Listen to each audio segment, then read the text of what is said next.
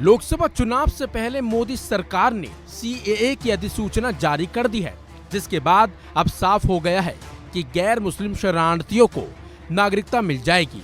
आपको बता दें, लोकसभा चुनाव से पहले नागरिकता संशोधन यानी कि सीएए को लेकर हलचल तेज पहले ही हो गई थी।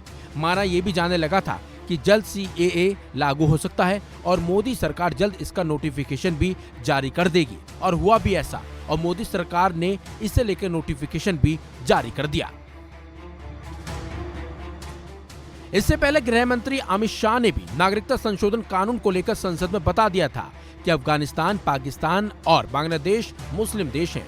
वहां धर्म के नाम पर बहुसंख्यक मुस्लिमों का उत्पीड़न नहीं होता है, जबकि इन देशों में हिंदुओं समेत अन्य समुदाय के लोगों को धर्म के आधार पर प्रताड़ित किया जाता है। इसलिए इन देशों के मुस्लिमों को नागरिकता कानून में शामिल नहीं किया गया है। हालांकि इसके बाद भी वह नागरिकता के लिए आवेदन कर सकते हैं, जिस पर सरकार विचार कर फैसला ले लेगी। चलिए आपको बताते हैं कि आखिर नागरिकता संशोधन कानून यानी कि सीएए क्या है। तो आपको बता दें, सीएए 3 पड़ोसी देशों यानी कि पाकिस्तान, अफगानिस्तान और बांग्लादेश के उन अल्पसंख्यकों को भारतीय नागरिकता देने का रास्ता खोलता है जिन्होंने लंबे समय से भारत में शरण ली हुई है। खास बात तो यह है कि इस कानून में किसी भी भारतीय, चाहे वो किसी भी धर्म और समुदाय का क्यों ना हो, उसकी नागरिकता को इस कानून से कोई खतरा बिल्कुल भी नहीं है।